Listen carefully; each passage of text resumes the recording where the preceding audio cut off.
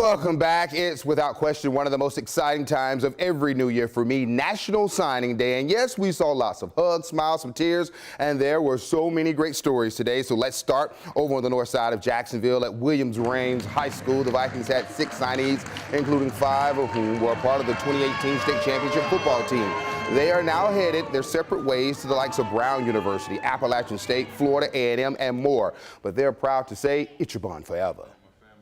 This is a good school. I like this school, love this school for the rest of my life. This is something I will come back to, put my children in. Being a minority on the north side, it changes a lot. You're like 1%, but we made it out, so it means a lot to sign with these guys. I knew most of them, been playing against them all my life, so we finally came together to team up in high school, try to make a little run. So I'm happy for them guys.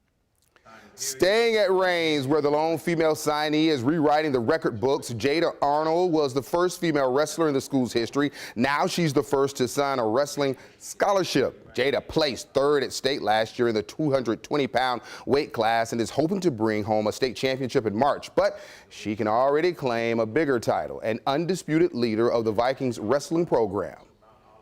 Oh, she's an outstanding leader. She knows how to work with people who do not have that wrestling background because, you know, here in Duval County, we just start wrestling in the 9th grade. A lot of girls are getting into it, which I'm glad to see because when I first started, it wasn't really any. I was the only girls on my team.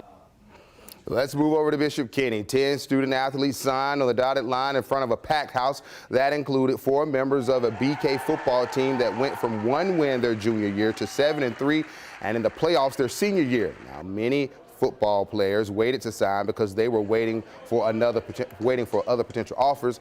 Cal Leonard is headed to play baseball at UNF, but as far as his signing ceremony goes, he's always going to sign, and he knew he was always going to sign in February.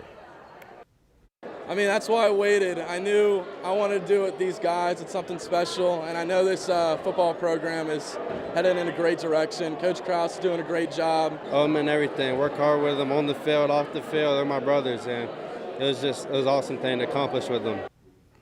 Over on the west side of Jacksonville, only 1 signee at Ed White High School, but it was a biggie. Elijah Dees, the reigning state champion men's diving, is headed to the University of Florida. It has been his dream school since he was a little kid. Dees picked the Gators over 20 other schools. Not bad for a guy who only just picked up the sport a few years ago.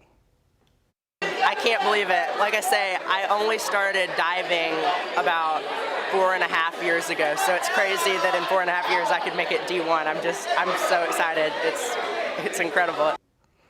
Hashtag Team Sideline. So many signees here on our First Coast. Congrats to niece Dome Henry, who, after a great visit last week, committed and signed with BYU. Henry led all of Florida high school football with more than 1,500 receiving yards this fall. Congrats to him, and thanks for posting all of your signing day photos. And for National Signing Day coverage that's 24 hours a day, just get to the sports section of firstcoastnews.com. The First Coast sports team National Signing Day coverage is just getting started. Coming up tonight, all new at 5:30. It was a historic day for 2 ladies at Andrew Jackson High School. How they made history tonight at 5:30.